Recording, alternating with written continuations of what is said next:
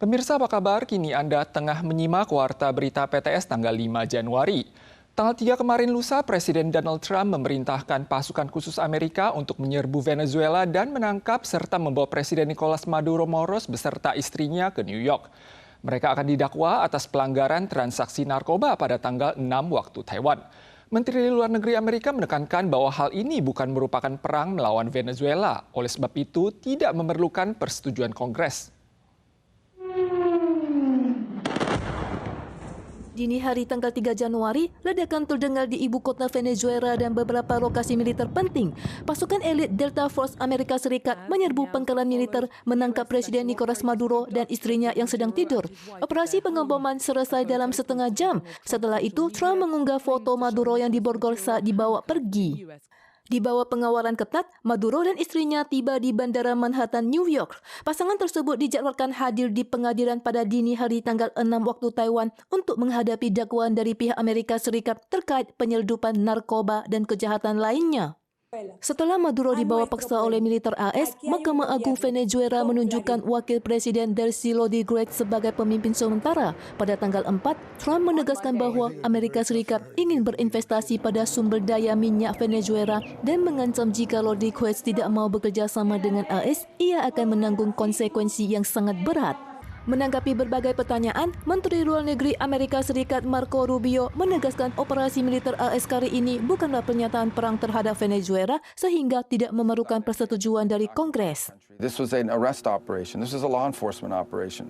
Di saat militer AS berhasil menangkap Maduro lewat operasi militernya, daerah besar di sekitar ibu kota Venezuela juga terdampak. Pihak berwenang menyampaikan belum ada korban jiwa, namun jumlah korban cedera belum diumumkan. Pandangan masyarakat internasional terhadap operasi AS saling bertolak belakang. Di beberapa lokasi, termasuk New York, sejumlah demonstran anti-perang turun ke jalan untuk memprotes dan menuding AS melanggar kedaulatan Venezuela. Namun, di Spanyol dan Meksiko, para diaspora Venezuela merayakan secara besar-besaran dan menyambut baik keberhasilan pemerintah Trump dalam menangkap Maduro.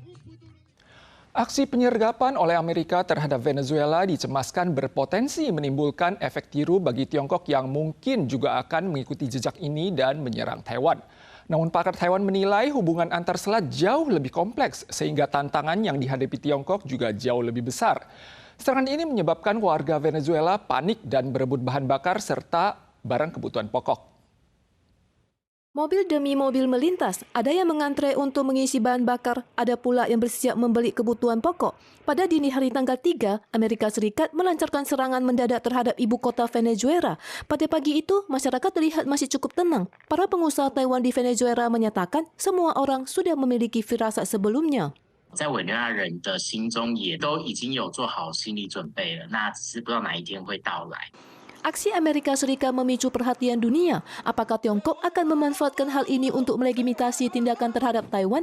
Pakar Amerika Hal Brands menilai ketika taktik blokade dan dekapitasi menjadi presiden, hal ini berpotensi ditiru Beijing. Sementara itu, anggota DPR Partai Republik Don Bacon mengkhawatirkan para diktator akan memanfaatkan peristiwa ini untuk menjustifikasi tujuan-tujuan egois mereka. Anggota DPR Partai Demokrat Lohana bahkan menyoroti jika Xi Jinping berniat menangkap Presiden Lai Ching-te, argumen apa yang bisa diberikan Amerika Serikat untuk menentangnya?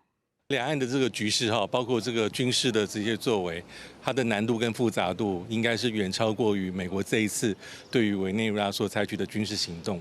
Namun, ada juga pakar Taiwan yang berpendapat operasi militer Amerika Serikat kali ini menunjukkan sistem pertahanan udara dan radar yang dipasok Tiongkok untuk Venezuela sangat rapuh dan tidak berfungsi. Ditambah lagi, lingkungan selat Taiwan jauh lebih kompleks dan berada di bawah pengawasan negara-negara sekutu, sehingga Tiongkok akan menghadapi tantangan yang jauh lebih besar jika hendak menginvasi Taiwan. Tiongkok terus melancarkan serangan cyber terhadap Taiwan. Laporan terbaru analisis ancaman cyber menunjukkan serangan terhadap jaringan internet Taiwan mencakup sektor energi, rumah sakit, dan telekomunikasi rata-rata mencapai 2,63 juta kali per hari pada tahun lalu, naik 6% dibandingkan tahun 2024.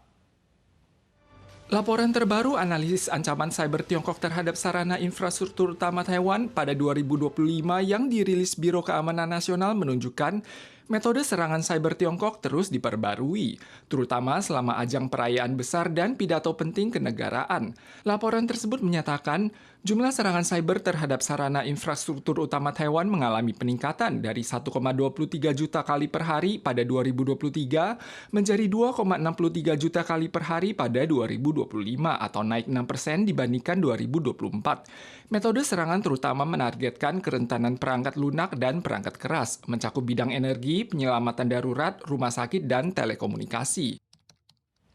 Amerika telah beberapa kali mempertimbangkan larangan terhadap media TikTok karena dikhawatirkan berpotensi mengancam keamanan telematika. TikTok sering digunakan sebagai sarana propaganda politik untuk melawan Taiwan. Namun survei terbaru menunjukkan proporsi warga Taiwan, terutama di kalangan anak muda yang menggunakan TikTok telah meningkat dari 18,7 6 tahun lalu menjadi 47,5% tahun lalu.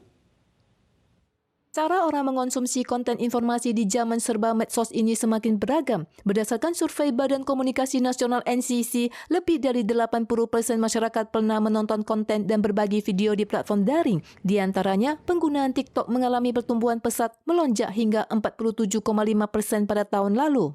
IG，然后 TikTok 就是随便看。抖音我没有用过，因为我平常看那些短影音、小红书啊、FB， 他们那边都会转传。 Laporan Pasar Komunikasi dan Penyiaran tahun 2025 yang dirilis NCC menunjukkan kelompok yang pernah menonton TikTok dengan pertumbuhan paling besar adalah usia 16 hingga 25 tahun, meningkat dari 24% pada 2019 menjadi 72% pada tahun lalu. 高中的阶段，其实就大量的投入这些网络社群。如果这个平台的一个演算法或商业机制没有去考量到使用者的一个不良影响，那也会对于整个社会、对于国家产生相当大的一个负面效应。 Frekuensi remaja yang mengakses TikTok semakin intens, namun pemerintah tidak berwenang melakukan penyaringan konten dan hanya mengandalkan peraturan yang ditentukan platform. Jika muncul informasi yang tidak pantas bagi anak dan remaja, pemerintah akan menugaskan lembaga swasta untuk melakukan penghapusan dan melapor melalui jalur hijau yang disediakan platform.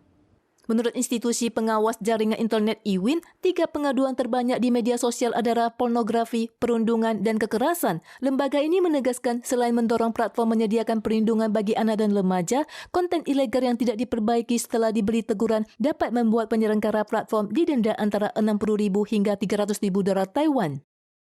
Indonesia memberlakukan KUHP baru pada minggu lalu, menetapkan hubungan seks di luar nikah dan penghinaan terhadap negara atau presiden sebagai tindak pidana. Dengan masa hukuman penjara 1 tahun untuk kasus zina, KUHP baru ini resmi berlaku sejak tanggal 2 Januari. Sebelumnya, pelaku zina di Indonesia didenda maksimal 10 juta rupiah. Provinsi Aceh bahkan menerapkan hukum cambuk di depan umum. Namun Jumat lalu, Kementerian Hukum mengesahkan dan menerapkan UU Pidana baru untuk kasus zina dengan hukuman penjara maksimal 1 tahun. Namun, kasus baru akan diakui jika pasangan, orang tua, atau anak mengajukan tuntutan. UU ini juga menetapkan oknum yang menghina presiden atau lembaga pemerintah dijatuhi hukuman maksimal 3 tahun penjara. Sedangkan penyebar paham komunisme atau ideologi lain yang dianggap bertentangan dengan paham nasional berpotensi dihukum maksimal 4 tahun penjara. Di antaranya serangan terhadap reputasi atau martabat mencakup pencemaran nama baik dan fitnah didefinisikan sebagai tindakan yang merusak reputasi atau harga diri orang lain. Pemirsa sekalian, sekian Warta Berita dari PTS. Berikutnya, mari kita saksikan Expo Bunga di India. Kita sual lagi di lain kesempatan. Sampai jumpa.